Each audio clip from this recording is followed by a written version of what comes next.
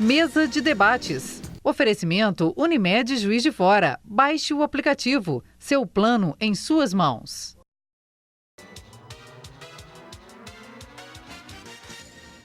Estamos de volta para esse que é o segundo bloco do programa de hoje. Tâmara? Sim, a gente falando dos contatos, né? Acho que é muito importante lembrar que as oficinas de comunicação acontecem no Centro de Convivência, na Rua Tiradentes, onde as pessoas também podem encontrar lá hoje. A Sara Ribeiro é responsável pelo Centro de Convivência e acompanha as oficinas de comunicação, então as pessoas podem entrar em contato para...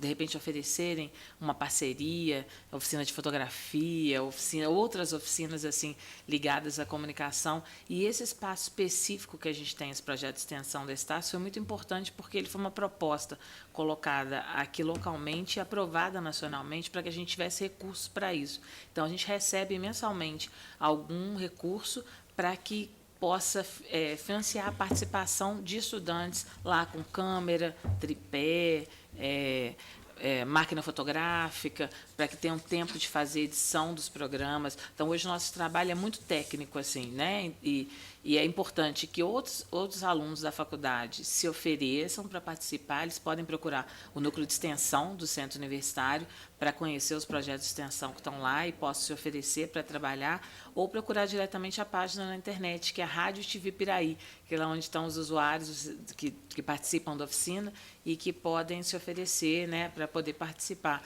Vale a pena. A gente percebe que vem gente de todos os lugares. E aí, como cada um vem com uma formação, as contribuições são diferentes também, né? Isso é muito importante. Tiradentes, na Rua Tiradentes? 75. É uma casa de esquina, assim, e lá as pessoas vão ver coisas muito bonitas, né? Oficinas de artesanato, oficinas de pintura.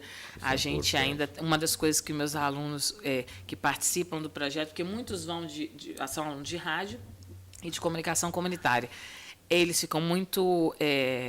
deslumbrados com o que eles encontram, porque quando a gente ouve falar da loucura ainda é um estigma muito grande, né? A gente imagina ainda a desordem, a gente imagina a tristeza, e aí quando eles vêm, encontram a criatividade, né? O deslumbramento, o excesso, mas o excesso de tudo, né? O excesso de felicidade, o excesso de sentimento. Eles são muito livres, vida, né? O excesso de liberdade. Eles ficam muito encantados com o que eles encontram, assim, e a gente fica feliz por ver que está formando profissionais melhores, né? Porque eles tiveram a chance de olhar o mundo por uma outra janela, assim. Então, é um lugar que vale a pena conhecer, vale a pena conhecer o trabalho. Um pouco de loucura é necessária, né? Para você tirar um pouco a sociedade dos trilhos, né? Às vezes, quando a gente percebe o que é considerado normal, a gente, né, tem essa noção de que está precisando de loucura para ver se consegue consertar isso. Verdade. Né?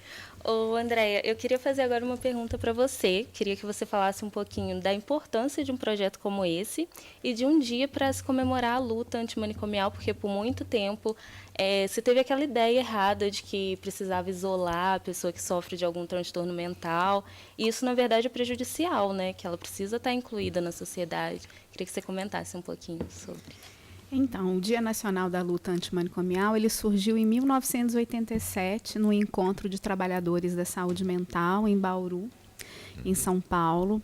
E ele veio exatamente a partir das denúncias feitas, principalmente em Minas Gerais, né, por um jornalista, Irã, no Jornal de Minas, e por um documentário do Elvésio Raton, que é o documentário Em Nome da Razão, o documentário esse que a Daniela Arbex baseia também o livro dela, né, O Holocausto Brasileiro.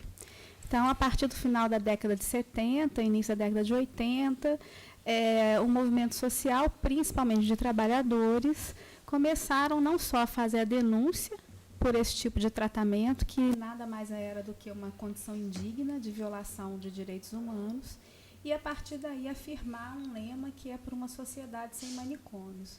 Essa luta, então, ela já dura mais de 30 anos, né? Vai completar agora 32 anos, e é uma luta que vem para criar dispositivos como esse que a Tâmara citou. Então, essa luta ela vem mostrar que é possível conviver com a loucura, que existem dispositivos de tratamento que são mais eficazes e que, mais ainda, são humanizados e que não privam as pessoas de liberdade, né? Que a liberdade ela é terapêutica e ela pode, sim, ser uma maneira de você incluir essas pessoas.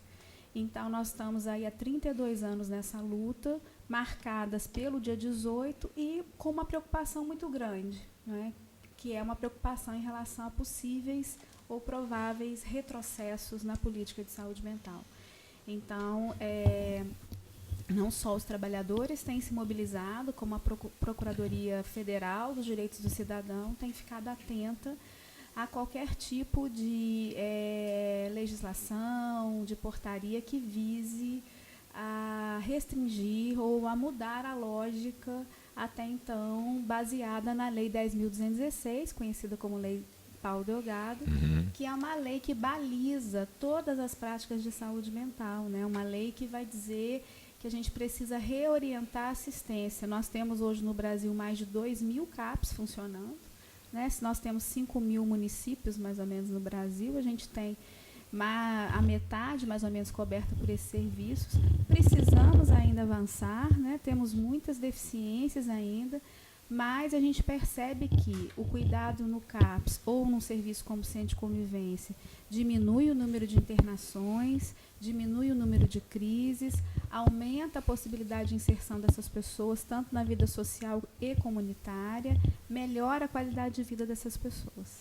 André, eu queria aproveitar isso que você está falando aí. Nós estávamos conversando um pouco antes e até o Nilson citou uma determinada pessoa que falava que tinha problemas, no caso, com os filhos, né, Nilson? Você comentou qualquer coisa assim. Não vou citar o nome, porque, né?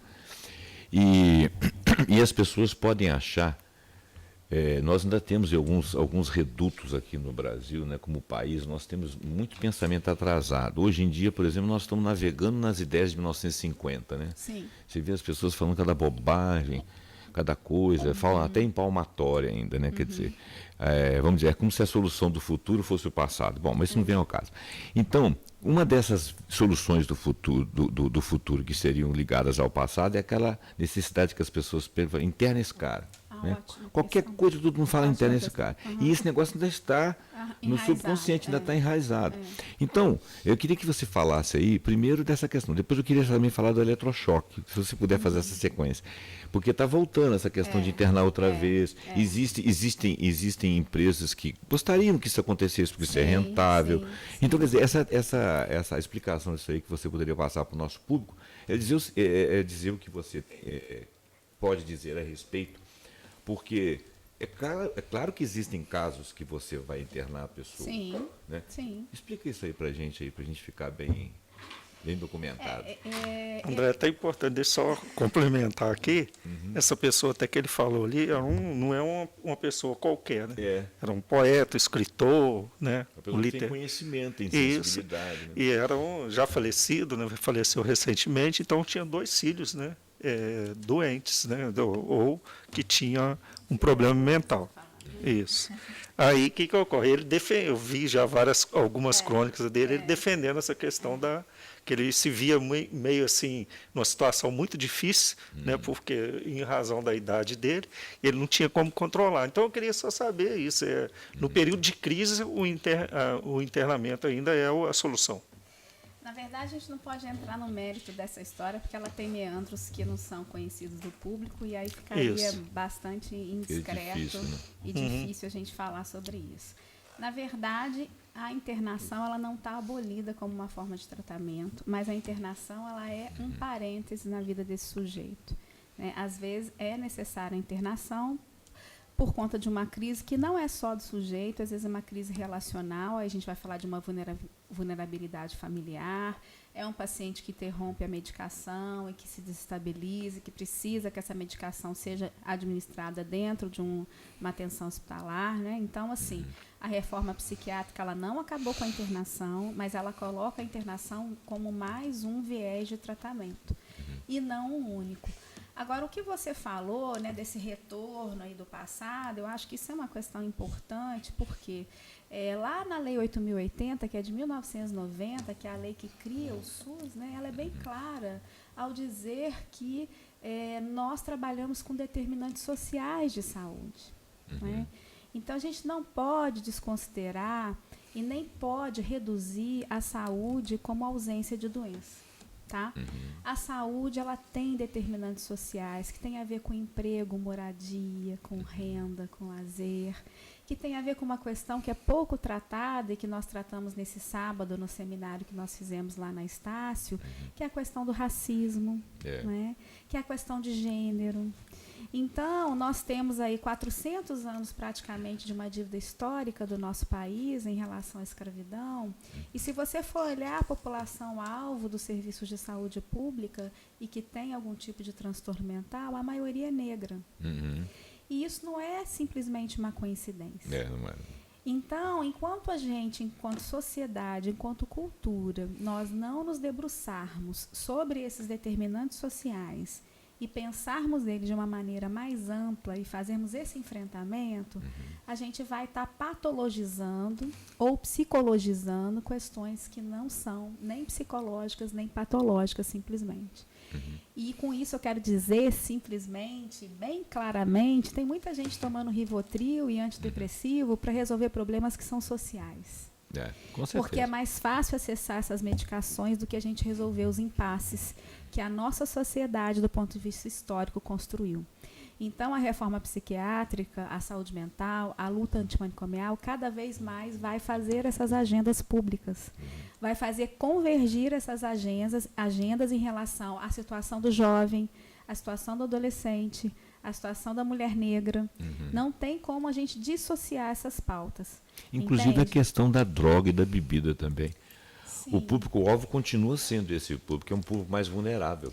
Na verdade, a questão de álcool e drogas, ela envolve todas as classes sociais. No entanto, a política de encarceramento envolve negros e pobres. Pobres. Então, aí a gente também tem uma outra discussão que a sociedade precisa fazer e ela precisa fazer sem hipocrisia.